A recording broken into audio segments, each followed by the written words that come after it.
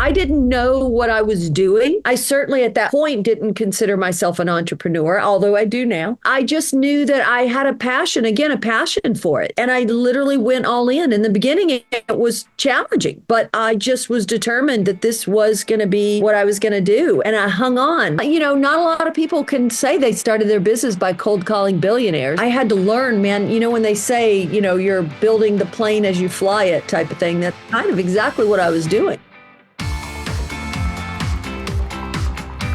Welcome to the Thought Leader Revolution with Nikki Ballou. Join the revolution. There's never been a better time in history to speak your truth, find your freedom, and make your fortune. Each week, we interview the world's top thought leaders and learn the secrets of how they built a 6 to 7 figure practice. This episode has been brought to you by eCircleacademy.com, the proven system to add 6 to 7 figures a year to your thought leader practice. Welcome to another exciting episode of the podcast, The Thought Leader Revolution. I'm your host, Nikki Ballou, and boy, do we have an exciting guest lined up for you today. Today's guest is someone with an A-list pedigree from Tinseltown. I am speaking, of course, of none other than the one, the only, the legendary Gina Hendrix. Welcome to the show, Gina. Well, I'm glad to be here. Thanks for having me. My pleasure. So, Gina, the people who listen to this show are entrepreneurs. These are the men and women who've got the courage to go out there and dare to dream and make their dreams come alive. They listen to this show, not because of me. I'm here every week. They're here because of you. They want to learn from you. They want to become better humans because of you. They want to become better entrepreneurs because of you. But before they can open themselves up to you, they have to get to know you. So tell us your backstory, how you get to be the great Gina Hendrix. Well, goodness. Let's see. I've had 3 careers. And I'm going to try to make this brief. I was a flight attendant for Delta Airlines for 9 years. But then I really, my goal with being a flight attendant was to leave Memphis and live in LA. That was my master plan. So I was in LA flying. I was a flight attendant. And then I have always had like this passion for fashion. I've always followed my passions, passion for Los Angeles, passion for fashion. Then I became a celebrity wardrobe stylist. I did that for 10 years. Dressing all the celebrities. But ultimately, I've always been a connector, and I love connecting people with anything you can think of, animals, people, houses, whatever, you name it, jobs, it doesn't matter. I'm a connector. And so in the early 2000s, I discovered online dating, and I wanted to start my own online dating site, but that was big and a big beast to tackle. So somebody suggested, Gina, why don't you think about being a traditional matchmaker? And yeah, I loved styling, but there was like feast or famine constantly with styling. So I went all in. I read the book somebody gave me, and I just went all in on it. And I never looked back. I didn't know what I was doing. I certainly at that point didn't consider myself an entrepreneur, although I do now. I just knew that I had a passion, again, a passion for it. And I literally went all in. In the beginning, it was challenging, but I just was determined that this was going to be what I was going to do. And I hung on with everything I had. And here I am 16 years later. Well, cool. Let's break down your backstory some more. So flight attendant. Yes. For Delta Airlines. Delta Airlines. So walk me through your thinking there. I wanted to leave Memphis. I was going to school at Memphis State. It was called Memphis State back then, Memphis State University, which is now University of Memphis. And I was cocktailing in the lobby bar of the Peabody Hotel. But I had always, even as a kid, been obsessed with Los Angeles and just used to beg my mother to move us to Los Angeles, but she never did. And then one day I discovered there was a ticket counter for Delta Airlines in the lobby of the Peabody Hotel where I was cocktailing. And I put in the application. I said, do you have a base in LA? They said, yes, we do. I put in the application. I was the last person out of my class, my training class, to get based in LA. And then my first dream was realized. I was living in LA. Wow. So what had you leave that and get into this whole world of being a stylist to celebrities? Never liked flying, to be honest with you. I've never, for me, fortunately, I've never had to have a 9-to-5 job. And I've never really worked in any kind of a corporate atmosphere other than when I was flying. That was corporate. You did have to play by the rules. You did have to, look a certain way. And it never suited me. I've always been somebody that marches to the beat of my own drum, kind of make it up as I go along. And that doesn't fit being a flight attendant. Being flight attendant is very similar to being, I've never been in the military, but they have those very strict rules and regulations. And so, I loved the camaraderie of flying. I loved the other flight attendants. I loved seeing different parts of the US. I mostly did United States. But it just didn't suit me as a human. It didn't suit my flair for, kind of, I do have like a design kind of artistic element to me. I still do, even though now I'm a matchmaker, but I kind of blend it. So it just didn't suit me. And so I was living with a guy at the time who was an art director for music videos. So he was an artist and in that atmosphere.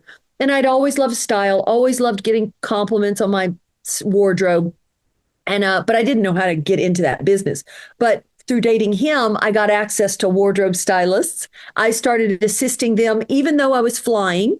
So I was flying, but then I was also like doing the styling thing on the side. And then it ended up, I actually hurt my back on the airplane. And I got a herniated disc. And I could have gone back to flying. And a lot of ladies do. But for me, I kind of saw it as my sign to get out, So I essentially went on permanent disability from flying. And that kind of facilitated jump starting the styling career. And the styling career is perfect for somebody with a bad back because you could stand and you could sit and you could, it wasn't like you were either standing all day or sitting. So it worked. And I loved styling. I was in my element and I still miss it, but I didn't enjoy the ups and downs of not knowing when I was going to get my next gig or get my money from the agencies that represented me and things like this. And so just frustrated after 10 years of being a stylist. And again, not knowing when your next gig's coming along. Again, I discovered online dating. And so that then became the next passion that took hold of me, I should say. I didn't take hold of it. It took hold of me. And I just followed it down the rabbit hole. I just follow my passions. I always have.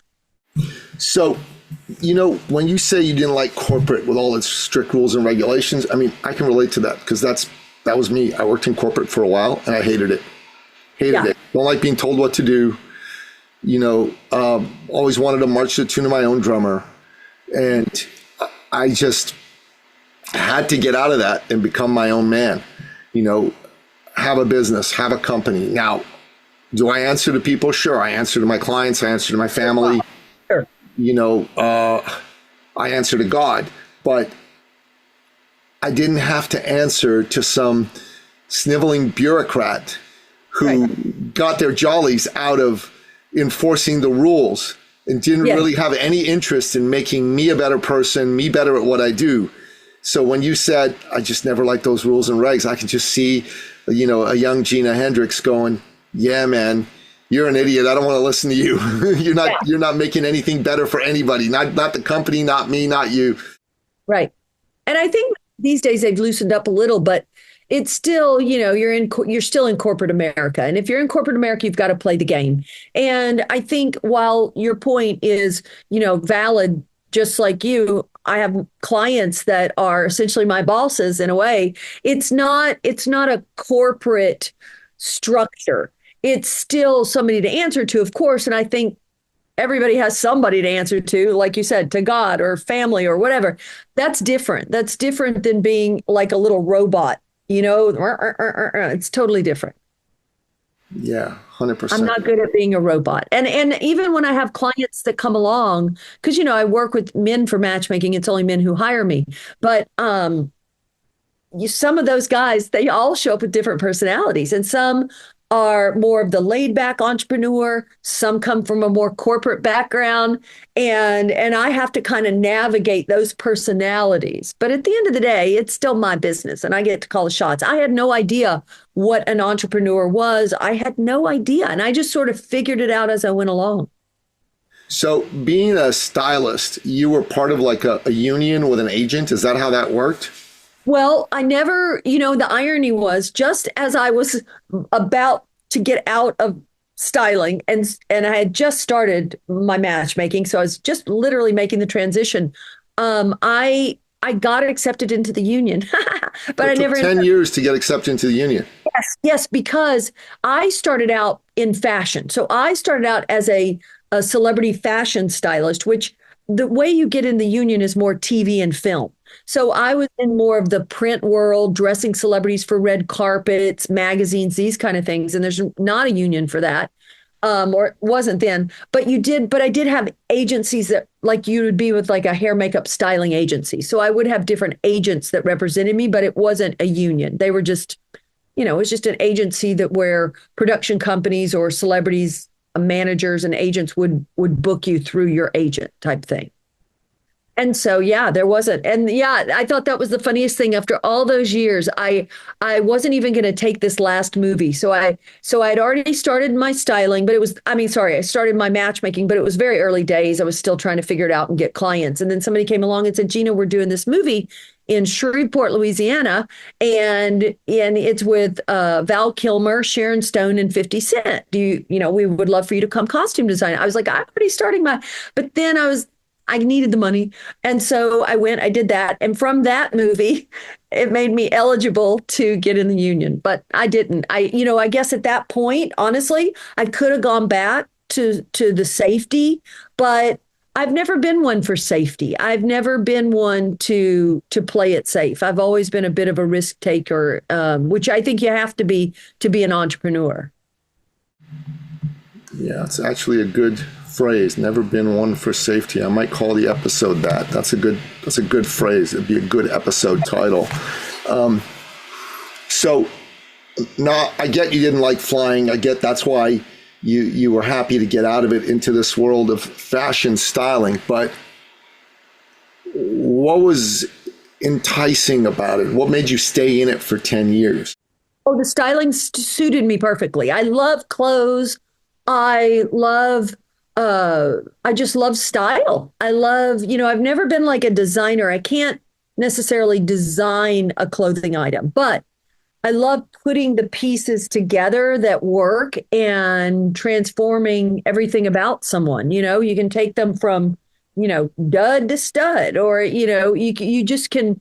And what's interesting to come full circle with matchmaking, it's like, it's so much easier to change the exterior of someone and radically change their lives with just this than thinking you can somehow remake the interior of a person. We are who we are at our core. Yeah. But I think that, you put somebody in a different outfit and all of a sudden they look sexy. They go from frumpy to sexy, or they, and so I just love that. I still love fashion. I still love styling, even though I don't do that as a career. But what I do now in matchmaking is it does come full circle. So I have a coaching business where I now help women elevate their style to attract the men they want. So I get I get that kind of artistic flair from there. And then I help my guys if they need it. Most of my guys don't need the help with styling, but sometimes they do. So I get to kind of still combine the style stuff that I love. Well, look, I'm just seeing you over the camera right now, and most of the folks who listen to my podcast do it on audio only, although I want to change that in the new year and become much more video focused. But I look at you and I go, yeah, that's a stylish lady. She's got her hair done the right way. It frames her face in a way that's like flattering to her face. You've got makeup, but it's not overpowering makeup. You know what I mean? It's designed to kind of make you look professional, beautiful, sexy, and yet approachable. That's kind of what I got from you the instant I looked at you. And the way that you're dressed, it's casual, but it's also very stylish and elegant at the same time. So like when you say to me, yeah, I get fashion, I get clothes, I get style, they go, yeah, she does, just from the way she presents herself and the way she speaks and even the energy and the inflection of the words that you use, it all has a certain style to it. And I think style is something everybody needs. And in the world of entrepreneurship and frankly, thought leadership, because this is the thought leader revolution, we interview the world's thought leaders, the top thought leaders, the real experts in their space, that matters. That matters a great deal. And even for myself, like when I'm at home, before coming on the podcast, and I'm working from home today, I'm using, little in-home podcast studio, I was wearing a t-shirt and a pair of Levi's, right? But coming on this show, I'm like, nope, you're going to go get your fitted shirt. That's how I was too, Nikki. I was like, I took a nap with my dogs really quick, and I was like, and now I've got my look on, and here we are together with our collared shirts. There you go. There you go. So before we move on to the next piece, so if you were advising me on my fashion, my look, what am I doing well? What can I do better? And I know it's over the camera, we're not in person, but just roll with it. Like, I can only barely see you. I mean, I see you from like your upper chest up. So I have a limited, but I mean, at a glance, I'm not personally a fan of patterns. So for the ladies, I always tell them to go with solids, like solids, no patterns. And I think it's a little bit chicer of a look for men to also go with solids. So like a crisp, solid white dress shirt, or even, I mean, there's almost nothing sexier than a man in a solid black dress shirt. And no shine or sheen to it. You know what I mean? Just a nice kind of thicker weight cotton dress shirt. Oh, did you look? Zoom does. That was awesome. If you do something with your head, look, I think if you do this, look. Yeah, it does that. That Zoom is like that. That's wild. Yeah. That was a fun surprise.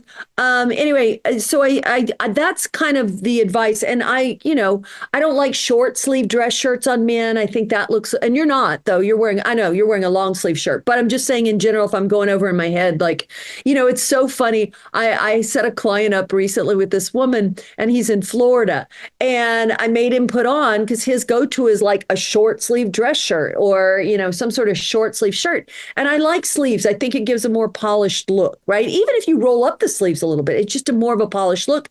So I made him wear a long sleeve shirt. And he was like, oh, it was so hot during dinner. And my assistant said, Gina, does he not know what women go through with our heels and our Spanx and all the stuff we have to go through to look great for a date? And all he had to do was put on a long sleeve shirt. But yeah, I think a solid long sleeve dress shirt, you'll never go wrong with that. So more solids rather than patterns.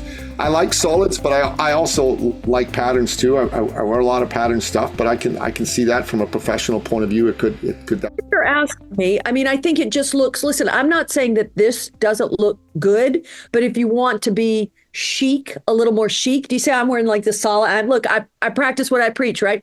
I'm wearing a solid black long sleeve as I say 100%. It. I'm like, oh wait, I'm wearing what I'm talking about. Yeah.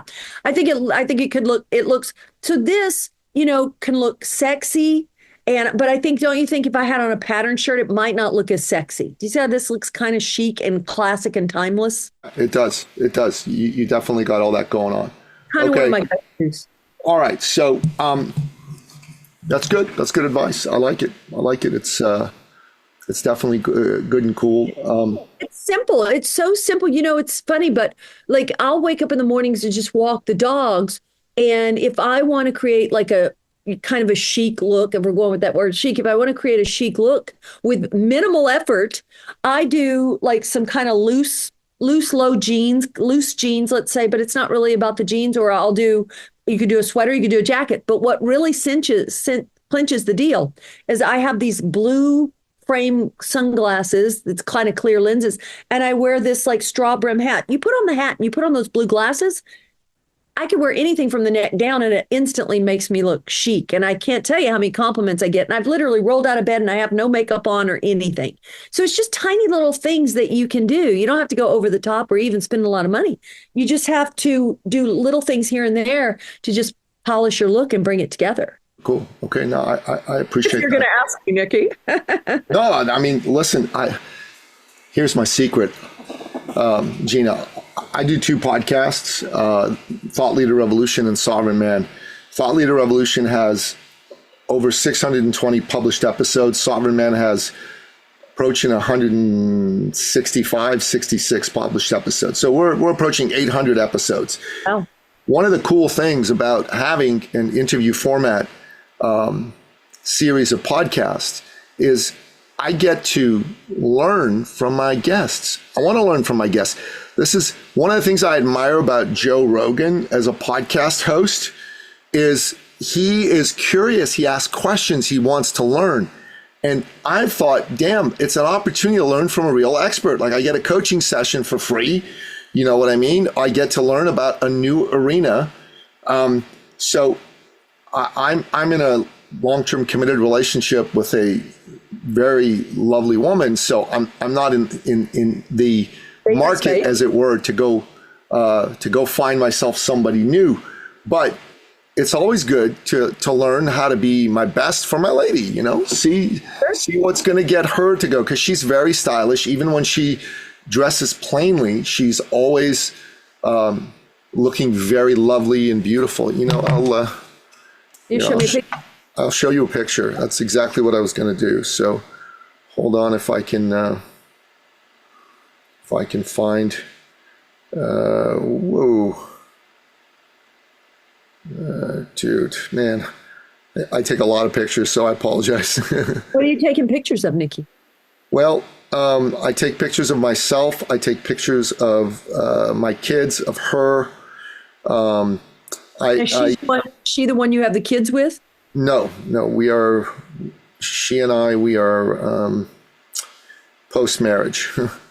So can you see her? Oh, yes, she's beautiful. Yep, right? She has very classic, and sophisticated, chic kind of look to her. Absolutely. Yeah, yes. Yeah, You're like a guy, Nikki. I tell you what, girl, I sure am. Ain't no lie about that. All right. Okay, so this type of work, though, being a stylist, was very entrepreneurial, even though you were at the whim of getting other people to hire you to do jobs. It was entrepreneurial. It wasn't like you had a steady 9-to-5 type of job. That's if there was true. a gig, Certainly. they hired you and they paid you. And I think you liked the flexibility, it sounds like, of that, sure. But you didn't like the fact that, you were kind of waiting on an agent to go find you business. So right. You got into an actual entrepreneurial field where you could actively go out and get your own business. You didn't have to wait for someone to bestow some business your way. So is that correct? Am I getting that right? I'd say that's very true. I mean, the thing is too, for me, I had no clue though about starting my own business, because as a stylist, I didn't have to formalize it as an LLC or any kind of thing like that. But when I became a matchmaker, I had to learn about starting a business, and I got a little micro business loan, and I took out an ad with that money, the little bit of money I had, to take out an ad in the back of Los Angeles magazine. And I had to do these little baby steps, and I had to get contracts with my clients. And there were things that I had to learn, man. When they say, you're building the plane as you fly it type of thing, that's kind of exactly what I was doing. Why did you leave the world of being a stylist? Was it really because of the feast or famine nature of how you got paid?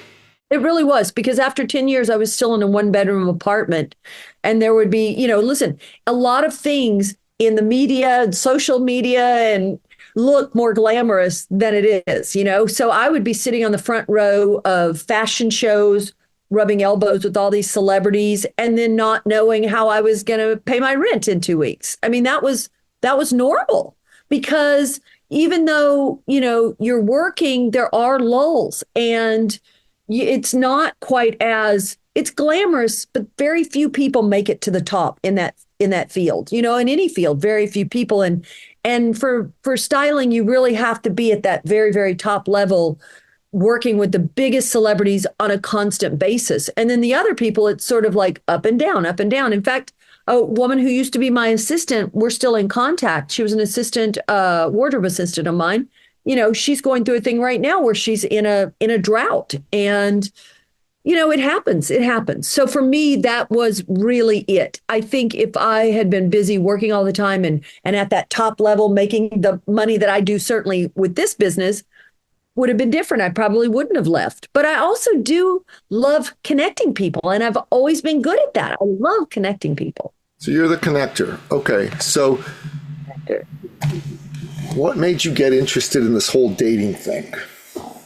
Well, like I said, I discovered online dating, period. Online dating in the early 2000s. So there was matchmaker.com back then, and there was match.com. And before that, there was American Singles. And so it just, man, I remember my upstairs neighbor where I live. She came downstairs and said, Gina, oh my God, get on the computer. You've got to check this out. There's this thing called online dating. And we got on and we were looking at men all of a sudden in our pajamas. We were like, as if we were like out mingling in the world, meeting guys, except we were just doing it from the comfort of our living room. And I just went, wow, this is amazing. But it wasn't cool or anything. You know, I was like, there needs to be a better way to do this. But it's so awesome how you can connect with people outside your day-to-day circle. I mean, I still believe in it to this day, even though, you know, that's changed a lot as well. And so I all of a sudden, I don't know why, but all of a sudden I said, I wanted to start my own online dating site. Like I wanted to do it in a cooler way, bring in an element of style and you know, whatever.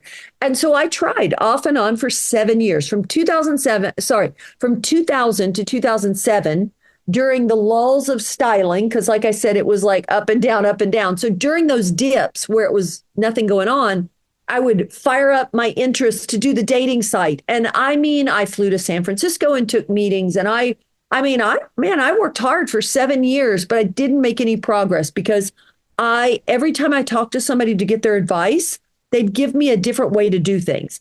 And what happened was I just essentially let fear shut me down. And so I was just too intimidated and too fear-based to take a leap of faith to start, you know, an actual online dating site. But a man who had been mentoring me during this time, he said, Gina, you know, you've been trying to do this online dating site for 7 years and it's not working. So you might want to think about being a traditional matchmaker. And I was like, that was like smaller than what I wanted to do. I was like, I wanted to conquer the world. But he gave me a book about matchmakers and how to start a matchmaking business. And I don't know, I guess it was timing. I guess it was a little of everything, but I just read the book and I just made up my mind to go all in. And I did. I fully went all in. So not knowing what I was going to be doing, like, or how to do it, but. What does going all in mean? What did that look like? Walk me through that. So it meant, I always start, even when I started being a stylist, I got my first place I ever started was getting business cards printed up. So when I wanted to be a wardrobe stylist, I got my business cards printed up. When I wanted to be a matchmaker, I got my business cards printed up. So I started there. And then actually, so the next thing that happened was this guy knew that I was just starting my matchmaking business. I had to figure out how to do it. So I had to learn about setting up my LLC. So I had to get that set up. I started selling off all my stock wardrobe because I had a whole storage unit of wardrobe stuff that I would bring on my shoots. So I started selling that. And this guy came to me and he said, hey, Gina, they're starting a new internet radio show. It was called LA Radio, LA Talk Radio. And he said, they're looking for people to do shows, to host shows. He said, I'd like to do one. Can we do one together? And we'll talk about like men and women's views on relationships, because everybody knew I love to talk about that stuff. And so I agreed to do this show with him. And then at the last second, he backed out and I just decided to do it anyway. So then I had a radio show on LA Talk Radio. So you do it live in studio, but then it was syndicated as a podcast. So in 2008, I started my own radio show called Love Life Makeovers. And much like you, Nikki, I am so curious to talk to people about things. So I had people on. I had people who'd written books on relationships. I had actual therapists, psychiatrists. I had the guy that I knew who was like worked on sets with me, and he was the sex addict, cruising check Craigslist for ladies, and he would tell his story. I had polygamists on, you name it. I would talk about everybody. I would talk with everybody about every aspect of love and dating. And so I had that show, and I had that show while I was then getting my credibility and building my credibility in the space for the matchmaking. It kind of went hand in hand back then. But then I had to stop the show because I found that it was taking too much time away from what I actually needed to do, which is run a matchmaking business. Do you know what I mean? Because it's easy to get caught up in doing podcasts, and because you got to book your guests and you got to keep up, and trying to build a brand new business and do that, I could not do both. I couldn't anyway. So I had to stop doing the radio show, which I loved, and just focus on the matchmaking. Okay, so what does matchmaking look like? Who's a client for matchmaking, and how do you get clients? Right. So at this point, it's mostly through my social media, through people who know me, refer people. I've never really done any advertising. I mean, barely any advertising. In the beginning, a few ads here and there. But actually, how I really built my business, how it really I kicked it into high gear, is in 2000, I have to think about this. So I started my business officially in 2008.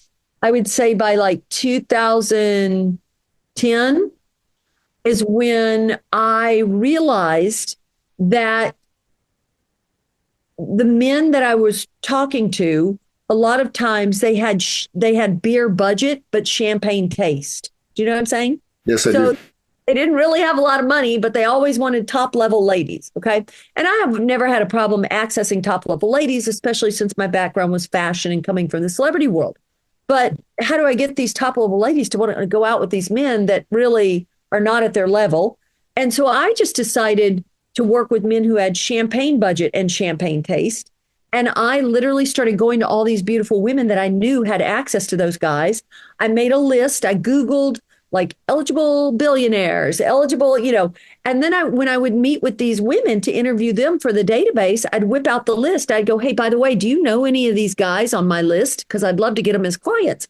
And the girls would say, they'd look and they'd go, yeah, I know that guy, that guy, that guy. I go, great. If you give me their number, their cell number, I will call them. I will pitch my business, but I promise you, I will never tell them how I got the number. And these women trusted me. And I never outed any of them. And I literally was cold calling billionaires, celebrities. I mean, men, if you know the name Paul Allen, that's just an example. Of course, he's passed away now. That's why I can say his name. But he was somebody who I had his number for a number of years. And I would call and he wouldn't answer. And I would call, he'd never answer. And then one day I called him. I was like laying on the couch. It had been 3-4 years that I'd been trying to reach Paul Allen. And finally, one day, 6:00 at night, I tried the number and didn't think he was going to answer, was not even prepared to have my conversation. And he's like, hello, this is Paul. And I was like, Mr. Allen, I had to go into the matchmaking mode. He wasn't interested and it was fine. But that's how I did it. I spent from about 2010 to about 2017, I would say, cold calling all these guys. I would get their names and numbers from different women. It was always women. And then I would call men up and I would pitch my services. And most of the time they were super nice. But if they said they weren't interested, they'd never hear from me again. Like I was never calling them. And if they told me no, that was the end of the road. You know what I mean? But that's how I literally started the business and kicked it into high gear by cold calling billionaires. Cold calling billionaires. Fuck, that's a way better name for this episode. Cold calling billionaires. And it's true. It's true. Confessions of a celebrity matchmaker. I love it. Confessions of a Billionaire's Matchmaker. But if you want to, I don't know, do whatever you want. Do whatever you want. But yeah, I think I love you. You're awesome, girl. You're awesome. We're going to be pals. You and I, we're going to be pals. Good. Not a lot of people can say they started their business by cold calling billionaires. I mean, and that took a lot of nerve. Nobody. I was just a little person and, but here's the thing. My mother, who's 89 and sharp as a tack, when I was growing up, she, I don't know what kind of, personality disorder technically she had or has, but she would have a job for 2 weeks, get mad at people and quit the job. So she was constantly looking for jobs like every other week. Well, She used to get out the yellow pages and just cold call people from the yellow pages and then talk her way into jobs. So I grew up like that. Do you know what I mean? So I think for me, since then, because seeing my mom sort of do that as a kid, I think that is kind of certainly what helped me do it for sure. Yeah, cold called people to get work. I mean, I think that's glorious. That's brilliant. And her name's Gloria. So there you go. Glorious Gloria. I love it. She'll love that too. I'll tell her you said that. Yeah. So I think that's kind of what gave me the idea and the confidence to do it. Although I'll be honest, I absolutely would dread making those calls. I'd have my little list. I'd have to get dressed for it. I had to really, even though they weren't seeing me, but I had to really get myself in the right mindset. I had to psych myself up. I had to get my list. I had like this whole little process. Sure. And then, and then just do it. And there'd be some days where I'd go, I just can't do it today. And I'd really have to psych myself up. And it was great because that's how I started my business. And I was shocked at what these men would tell me over the phone. They didn't know if they were being pranked. They didn't know if they were being set up by an ex. They did not know. And some of them would just start telling me all about their love lives, the type of women they've liked, women with big boobs, no boobs, smart women, dumb women, tall women, I mean, they would just start having an honest conversation with me. But I never, the thing about me is I'm always just myself. So I've never tried to, I don't know. I'm not terribly professional, and I've never tried to be anybody than just me. Oh, you're very professional, but you're professional and authentic at the same time. You're exceptionally professional. Well, I am now 16 years in, right? 16 years in, but I don't know if I was back then necessarily. I get it. I just listen to you, and like what you're doing is really unique. How you did it is incredibly unique. And I got to just say something to you. So I coach people with real expertise who are thought leaders, and I teach them how they can 10x and even 100x the amount of money that they make. And I'm exceptionally good at that. My superpower is helping people make a lot more money because I activate them into action. I took something called the Strengths Finder test. Have you heard of the Gallup Strengths Finder? No, I have not. So this is my Clifton Strengths. Clifton is the fellow who founded this for Gallup. This is my number one strength. It's called activator. You can make things happen by turning thoughts into action. You want to do things now rather than simply talk about them. I do this for myself, but I also do this for my clients. I get them into action way faster than they normally can. And I'm going to give you a little coaching of my own because you've given me so much today. Thank you. So the most valuable asset in your business are your relationships and connections with your clients and potential clients and even people that have said no to you. That is worth probably $1 billion to you. Now, when you tell me you've cold called billionaires, you've had high level people that, whose names you can't ever reveal as your clients, I'm here to tell you that's gold, because you need to think of yourself not just as a matchmaker, because yes, you are a matchmaker. You need to think of yourself as a high-level connector, because that you are well ahead of being a matchmaker. And as a high-level connector, those relationships are worth something. They're worth something. They're worth not a little bit, they're worth a lot.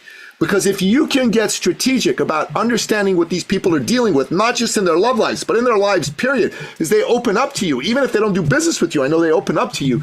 Girl, you can strategically connect them with each other and get a piece. Yes, that's true. I probably have a lot of things, that potential rev streams that I've not even tapped into, Nikki. Absolutely. Listen, these dudes, some of them would kill to be connected to some of those other dudes. Kill. For sure. To be properly, trustfully introduced. Do you know what I mean by trustfully? I mean, they don't just meet them at a bloody cocktail party in Georgetown or in LA.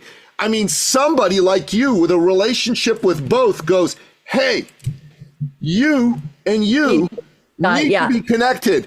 I'm going to do something for you. This is a new service I'm offering called connecting. I'm going to set up a meeting. You two are going to meet. You're going to let me run the meeting, and I'm going to connect you guys in a way that's going to make you money. And let me tell you, those guys would be all over that. They would not only be all over that, there'd probably be people that hold you on retainer and give you money to make those kinds of connections for them. And I mean high 5 figures to 6 figures retainers. Interesting, Nikki. I like this. Talk offline. We can talk offline. But this is what I do. This is what I do. Yeah. Yeah, no, I love it. Yeah, because so if I facilitated the meeting, how do I make my money there? Or I don't at that point? You're not making your money at that point yet. And we got to talk about this offline because I don't want everyone to know what we're going to do because that's not good either. But I'm just telling you at a very high level, the fact that you're able to make connections between people who otherwise would not easily run into each other, and that you have enough of a knowledge of who those people are, that you know what their hopes, dreams, and fears are. True. You can make a connection. You just got to keep your eyes and ears open, and you got to be listening for when the right thing gets said by one person, and then remember what you heard from the other person and go, time. Yeah. Yeah. Fair enough. Fair enough. Look, what do men care about? Money. They care about sex and money. Yeah. Sex and money. Yeah. Money and women or sex. Yeah. Not necessarily women. Everybody likes different people. But yes. There you go. Right. So anyways, all I'm saying is the you as a connector is super interesting. And by the way, because these folks trust you, if they have other issues that they need someone who is, shall we say, discreet and professional to deliver another service for them in another area of their life, you can make that connection and those people can pay you. Those people can pay you. So if so-and-so, I don't know, needs to lose weight and get in shape, and you can go, look, I'm going to connect you with my friend, Jennifer. Jennifer coaches people like you and gets them in shape. So blah, blah, blah, blah, blah. You can trust Jennifer. Sit down and have a meeting. Jennifer sits down, makes the deal happen. And obviously, because Jennifer's dealing with a billionaire, she's not charging him $500 a month or anything like that. She's charging a lot more money. And Jennifer, for the privilege of having that connection be opened up, will send some money your way. Yeah. No, I love it. I mean, I think you're absolutely right. Yeah, I can't argue with that. I do love a good business idea. I do love a good. You love people. You love connecting people. You love helping people. That's what I saw in this. And I was just going, oh my God, she's got so many, like you got one revenue stream and I'm sure it's great, but wouldn't it be cool to open up other revenue streams from the same relationships? Absolutely. I mean, technically these days I have 2 revenue streams, which is men hire me for matchmaking. And then I have this coaching business where I'm working with women all over the world to help them level up in every way to kind of access these guys that they want. Sure. So I do have those 2. And what's fun, though, about the women all over the world is that I do get to help with their style. I do get to kind of, help them, motivate them to lose weight or just improve their life in some way. You know what? I'm going to ask you a question. I bet you know. Do you know Grant Cardone? Sure. I know who he is. I'm going to tell you a fun story because, again, you talk about the 10X. So I was in Malibu a couple of years ago and I was just walking along, and I love Grant Cardone. I've read his books, but I'd never met him. And so I was walking along, and it's a stretch called Billionaire's Beach, Carbon Canyon, Carbon Beach, they call it. And I look up, and there was always this house at the very end that's always like for sale. It turns over a lot. I look up, and I was like, oh my God. And I go, you're Grant Cardone. And he was so nice. And he was like, oh, hey. And he brings his wife out and his kids out. And he was so nice and chatting me up. And then he says, what do you do? And I said, well, I'm a matchmaker for like billionaires and celebrities. And he got super quiet and awkward. Then the moment became so awkward. And he was like, he didn't really know what to say. And he usually always knows what to say, I think, but he didn't know what to say. But they were lovely people. And anyway, when you mention the 10X, I always think about Grant Cardone. Well, there you go. So for Grant, the matchmaking part wouldn't be interesting. But if you would say to him, I offer an exclusive confidential service where I connect the most successful men, people who are worth at least $250 million, to some of the other most successful men to facilitate relationships that are mutually profitable at the highest levels. I bet you he'd be leaning over going, what? Oh, you're right. You're right. Absolutely. Yeah, that's a really great idea, Nikki. Yeah, and I definitely will talk to you more offline about all this. Yeah. Anyways, I'm in. all right, good. So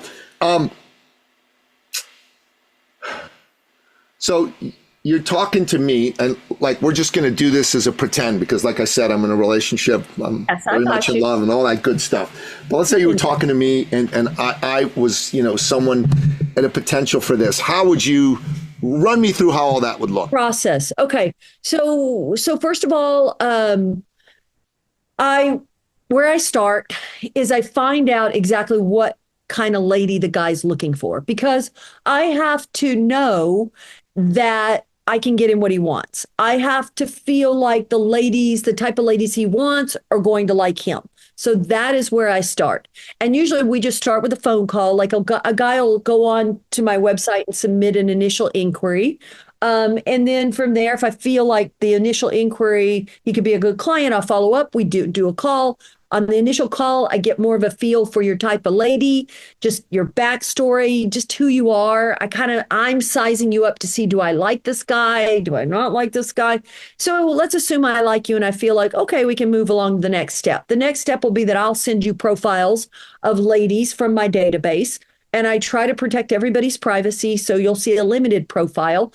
But the idea is not to say, hey, these are the ladies I have to set you up with right now. Because, and I stress this, even though a lot of times men don't even listen. I say, listen, I don't know for sure if they're currently available because that changes. Like she could have been available last week and maybe she met somebody she's not. And plus I'd have to present you to her. And so I'm not saying these women are actual matches for you. Why I'm sending it is so I can get your feedback so that I can determine if I have the type of ladies or can get access to the type of ladies that you would want. It's kind of a bit of a litmus test that I'm giving my guys. I think a lot of men just think, oh, I've got money. She'll sign me as a client, but I won't. My whole business has been built on the fact that I'm particular about who I work with, and I'm not going to work with every guy. I can't do that. In fact, there was one very, very, very, very, very wealthy man who has hired pretty much every matchmaker in town, and he's a good guy, but immediately after I started working with him, like 3 days in, he was like up around my neck, like just would not. I need freedom to do what I do. I can't have somebody trying to micromanage like I'm in a corporate job or like up around my neck. And I just said, this is not going to work. And I went to the bank, and the bank didn't know how to wire his money back. But I said, you got to figure out how to wire this guy his money back. So I'm very picky about who I work with. So there's back and forth of you giving me feedback on the profiles. And then the final step is you and I will, if you're not in LA, you'll do a Zoom with me. Or if you are in LA, like last night, I went and had dinner with a prospective client. Now, here's the thing. I'm also still sizing him up. I want to see how he treats the waiter. I want to see what kind of conversations he has. I'm sitting there kind of evaluating him as though I'm on a date with him in a way, because I just know how women are. And so then I kind of walk away and I go, can I help that guy? What other kind of help? Like this guy last night needs a little bit of help with his style. He needs a little more than just matchmaking. And so I'm doing all that all the way up until we both say, yes, let's do this. Let's work together. But it's not a sure thing. Just because a guy shows up with money, it's not a sure thing that I'll work with him. So these are guys who are already wealthy. So I'm assuming they've got some ability to attract a woman on their own. What makes it valuable for them to hire a matchmaker? Well, I think if it's the right matchmaker, for me, I work very intimately with my clients. Like they're never pawned off to anybody else except me. They're really working with me. I only work with 7 to 8 guys ever at one time. I keep my roster very small, so it's very, very boutique. But essentially, the women have to go through me to get to my guys. So, I've worked with my youngest client was 25 and my oldest one has been 89. And then they're everywhere kind of in between. But, they come back and they say, this is just a better use of my time, because when I meet her, we already have cut to the chase where you've vetted her, you've screened her, you feel good about her. So it's as close to the bullseye as we can possibly get. And all they have to do is show up and then see if there's chemistry, if that chemistry kicks in, you know? And I'm also not going to give access to these women that would die to meet my guys. If she seems like a gold digger, if she seems flighty or flaky, I'm screening her for all the things specific to him that I know he needs me to be watching out for. So it's a better use of their time, for sure. Wow, that's super cool. I had one client, it's so funny. He said, Gina, listen, the money to hire you is so worth it because I have spent so much money getting divorced from these women, and they've taken so much money of he's been married twice at that point. He said, to pay you your fee so that doesn't happen anymore and we pre-qualify better, worth it. He said, totally worth it. Oh God, yeah, that makes sense. That totally makes sense. It's interesting. There's a lot of men who are good at making money, but they're bad with women. For sure. Bad with women. Listen, even last night, the guy I was with, he's in his early 40s. He's divorced. But like some of the things he was saying that he does, like when he's dating women to test them or do this or that, I was like, you can't be doing that. Like, you can't be doing that. He's like, oh, that's a good point. So, you know, some very, very smart men who are really great in business, just they're so analytical that they get two in their head. And they get two in their head, and then they over evaluate or think they're going to evaluate women in certain ways that aren't applicable or aren't realistic. I mean, there's just all sorts of kooky things. I've heard it all at this point, Nikki. Yeah. And just things that they think they're doing. I read this article and the data and statistics say this and women like this. And no. I'm like, listen, you can read all the data and statistics you want, but I'm coming at it from like women I'm literally boots on the ground talking to on a daily basis. So it's different. It's different than being somebody who's just trying to research and analyze data and figure out who's right for you. There's just more to it than that. You know, there's the human element. No, it's a fascinating story. So tell me a little bit about the coaching for the women, because that's obviously different. It's different. And I love it so much because matchmaking's hard. I'm not going to lie about that. The men I work for are extremely picky. So the majority of women, and I'm honest with the ladies, the majority of women, I can't set up with my guys. My guys are very picky. Women are picky too, but I only work with a few guys. So this other side is so exciting to me because I'm helping women all over the world at all stages of their lives. Some of them are in their 70s, still wanting to meet somebody. Some are just starting to date at 22. But basically the framework I use is the dating apps. So because I don't want to give them like pie in the sky coaching. What I really realized and discovered is that I need them to get on the dating apps, because on the dating apps is where I can see, they show me how they're presenting themselves. I usually fix that. It's usually their pictures. They try on outfits for me. I start with the wardrobe. I get to do my styling stuff. And then they show me men that they're choosing, and I get to tangibly see their choices, and I see everything they're doing in all the different phases, right? And then I go in and I'm going to use your phrase, I 10X their dating. I might actually steal that. I 10X their dating and their love lives. You know what I mean? From A to Z, from how they're showing up, how they look, to the men they're choosing, to how they communicate, to everything, getting out on dates and being able to access and meet the best men that they want to meet. The framework we use, though, is the dating apps. And it's working. Even when they go, there's no good men on the dating apps. Here's the thing.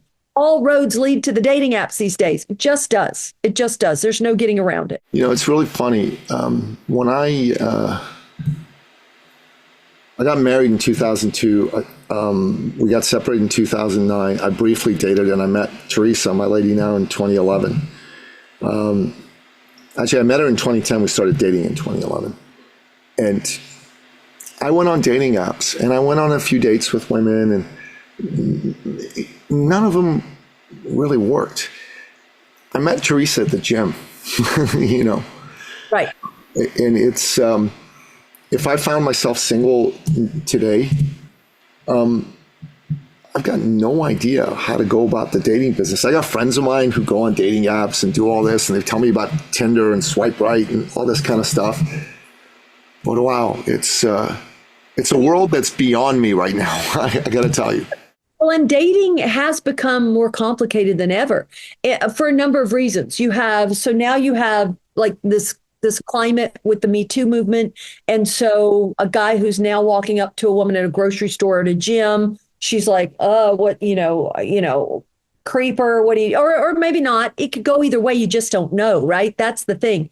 And a lot of good guys don't want to just walk up and approach a woman, mainly because they don't want to not be PC, because they never know what women want or don't want these days. It's very confusing, right? And they don't. And then the dating apps are a really great way to access women. But yeah, it's kind of a numbers game. You got to know how to filter.